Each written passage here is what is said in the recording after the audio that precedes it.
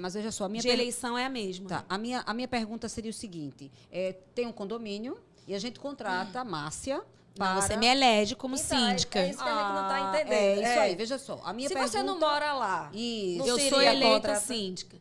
Aí eu O levo a vínculo- Márcia, levo o Tiago, por exemplo. Exato. É isso? Inclusive, o síndico externo, ele concorre com o síndico morador. Não Tá. existe essa discriminação. Tá.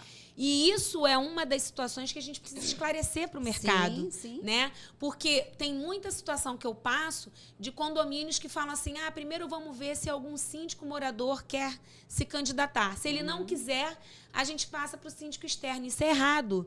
Porque o Código Civil, que é uma lei federal, dita que o síndico será eleito podendo ser externo, podendo não ser condômino, para administrar o condomínio. Esse é o artigo 1347 da lei. Mas o síndico profissional, ele como é a contrata, como é feito a parceria dele com o condomínio? É a Existe mesma um coisa. contrato? Não, existe. Mas se você não é moradora do prédio? Então vamos lá. A minha pergunta, viu, Márcia? Só para vamos. deixar bem Que claro. aí eu junto, vai. E aí você junta tudo. Eu moro em um prédio, tá? Ok. E aí precisamos de um síndico para fazer toda a gestão do nosso condomínio. Certo. Né? Então, no meu prédio tem a Maria, que se candidata a ser síndica.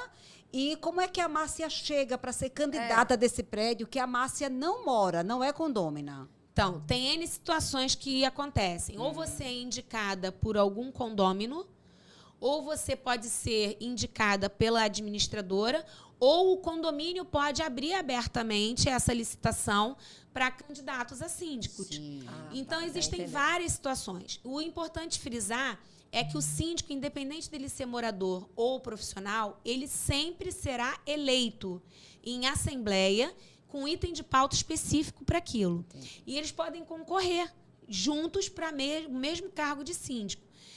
E essa concorrência não tem privilégios. Um não é melhor do que o outro.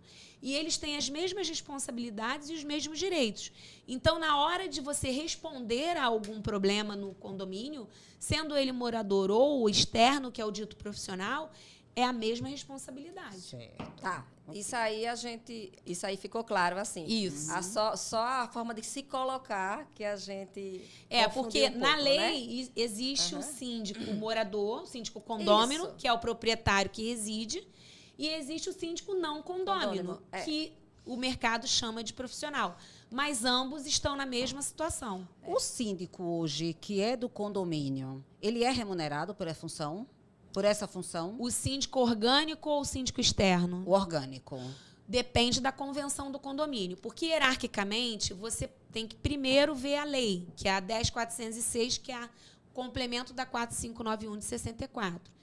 A lei 10.406 é de 2000, começou a vigorar em 2003. E é nela que dita que o síndico pode ser condômino ou não, né, externo.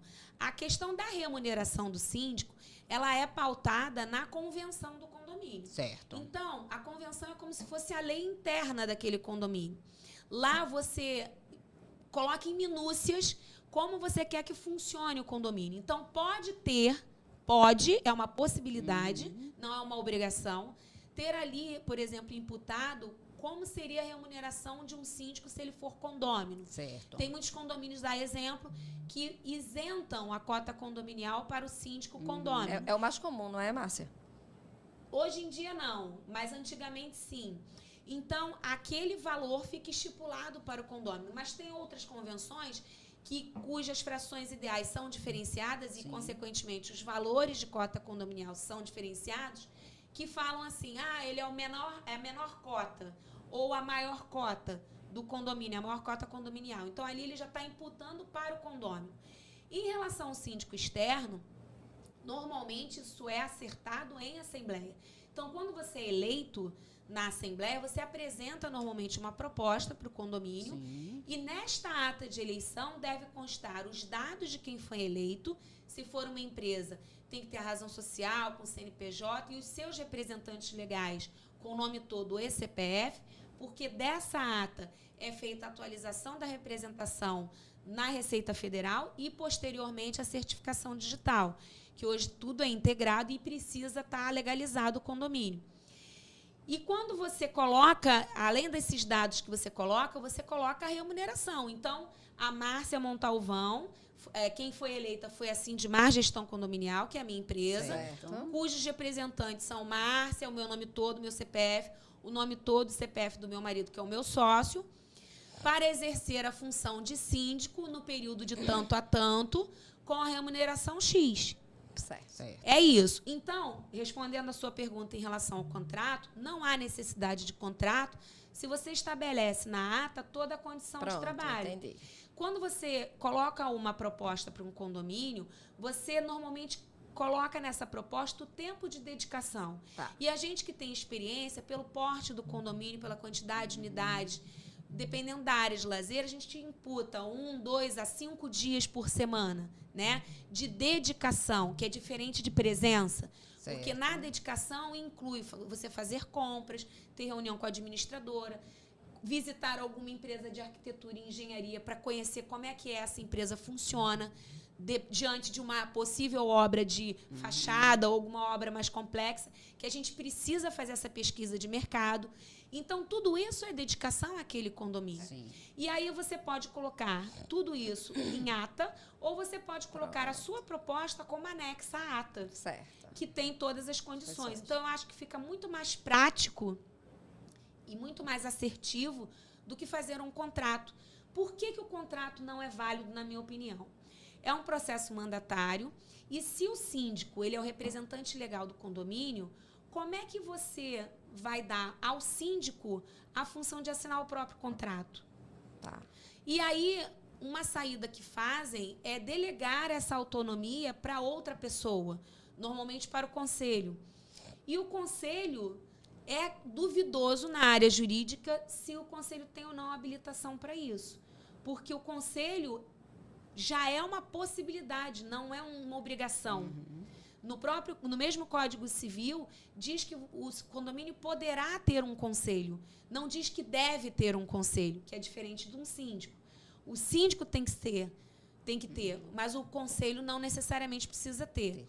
Então, tem esse duplo entendimento, né, na área jurídica, se o conselho pode ou não assinar um contrato com o síndico. Então, para não ter esse tipo de embate, não ter esse tipo de conflito ou uma informação torta, o ideal é colocar em ata. Ou colocar a proposta anexa à ata. Vamos lá. Quais são os cargos que são envolvidos nessa gestão condominial? Teria o síndico... Cargos a gente entende em relação de trabalho. Certo. Mas quando a gente fala dos papéis, porque um condômino não é um cargo, ele é uma função. Né? Você tem o condômino que está lá no condomínio, que é quem elege o síndico, que é quem precisa estar presente numa assembleia para poder deliberar as pautas necessárias para o condomínio. Então, o condômino é um personagem principal, porque sem o condômino não existe condomínio. Né? Ele tem que estar presente em assembleia para deliberar, é ele quem vota, né, a favor ou contra determinadas pautas, é ele quem elege o síndico, é ele quem possivelmente destitui um síndico ou não o reelege. É ele quem reclama. O síndico trabalha para o condômino. Né? Então, o condômino é o personagem principal. Mas o condômino precisa entender o tamanho da responsabilidade do síndico, que é o outro personagem. O síndico ele tem autonomia para fazer várias coisas no condomínio. E outras, ele tem a opção de dividir a gestão, determinadas pautas, com o conselho ou com os condôminos. Eu, por exemplo, quando faço reunião com o conselho, eu convido os condôminos.